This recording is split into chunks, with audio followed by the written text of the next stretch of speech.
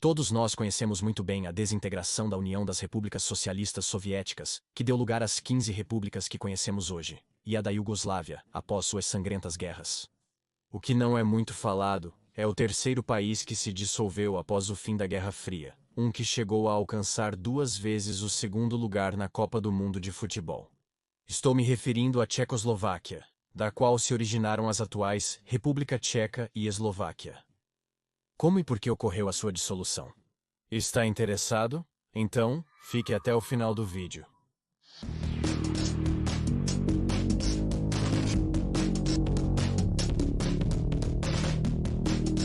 Antes de ver como a Tchecoslováquia se dissolveu, vamos ver como ela nasceu.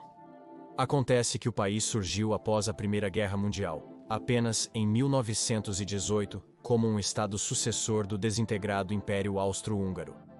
Como o nome indica, este estado era composto por 2 partes, a Cisleitânia, a parte austríaca, e a Transleitânia, a parte húngara. Da primeira delas, forma-se a República Tcheca após a união do Reino da Boêmia, o Marquesado da Morávia e o Ducado da Silésia.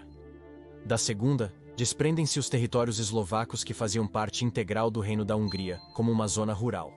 Com os tratados de Saint-Germain e Trianon, a Tchecoslováquia e a Eslováquia ficam livres dos domínios austríaco e húngaro, respectivamente, e decidem se unir para formar um único país. A grande pergunta é: por quê? Acontece que tchecos e eslovacos são 2 grupos humanos extremamente afins, com culturas e idiomas bastante similares entre si. Ambos são considerados como povos eslavos ocidentais.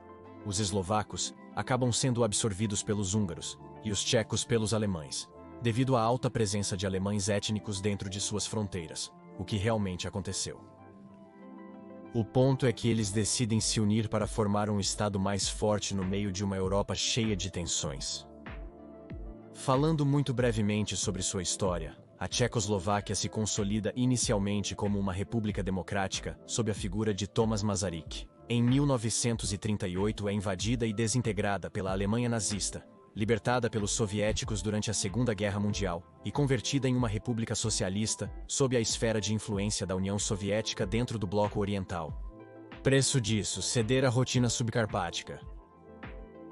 Existiram certas tentativas de liberalização do país através da Primavera de Praga, razão pela qual a Tchecoslováquia foi invadida pelo Pacto de Varsóvia, liderado pela União das Repúblicas Socialistas Soviéticas. O país cai então novamente sob um regime socialista autoritário e unipartidário, mas que teve um caráter federal. Ou seja, consolidam-se assim as fronteiras entre a atual República Tcheca e Eslováquia. Chegados a este ponto, nos concentramos na década de 1980. Para isso, temos que, por um lado, tchecos e eslovacos já estão cansados de seu governo, e por outro, que a União Soviética começava um período de decadência diante da inviabilidade econômica do modelo que propunha. A isso se somam a famosa perestroika e a glasnost, impulsionadas por Mikhail Gorbachev, uma série de reformas econômicas e de liberalização na União das Repúblicas Socialistas Soviéticas.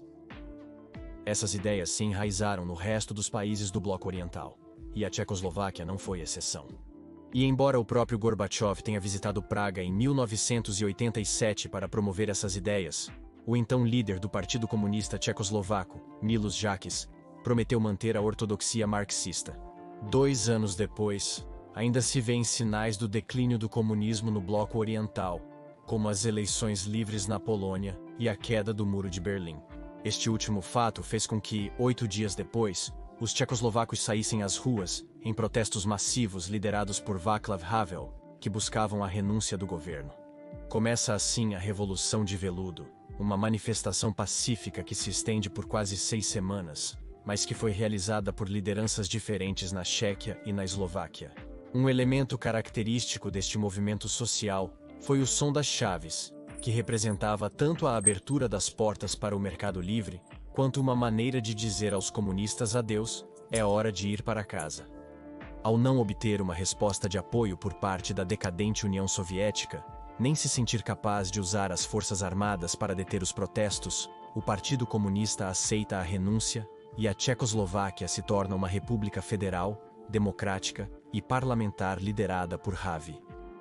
Ou seja, O país continuou unido mesmo após a queda do comunismo até o início de 1993. No entanto, já começavam as ideias de que tchecos e eslovacos deveriam seguir cada um o seu próprio caminho. Afinal, as ameaças que os fizeram se unir já não existiam mais, e ambos buscavam uma reivindicação cultural por terem estado separados por tantos séculos. Também existiam motivos econômicos, pois em 1991, o produto interno bruto per capita da Chequia era 20% maior que o da Eslováquia, que por sua vez tinha um crescimento econômico mais acelerado. E embora certas pesquisas já indicassem que uma alta porcentagem de tchecos e eslovacos apoiavam a separação, finalmente o destino de ambos os povos foi decidido pelos políticos sem um referendo.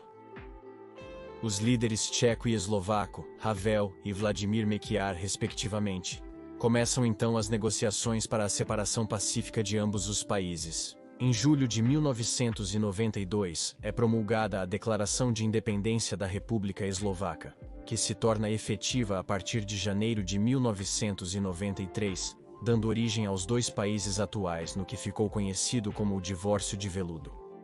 E embora muitos setores fossem contra a dissolução, não houve protestos massivos que pudessem levar à violência, e cada país seguiu seu caminho.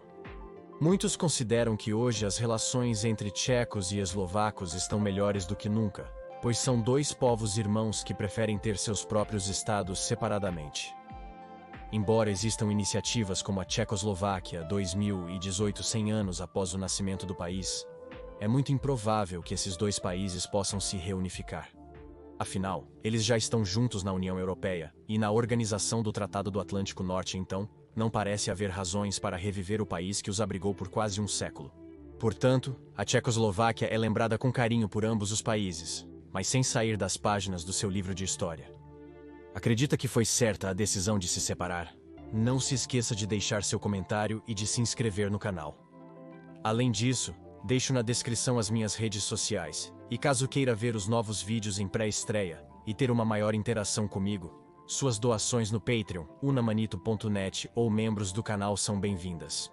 Até a próxima!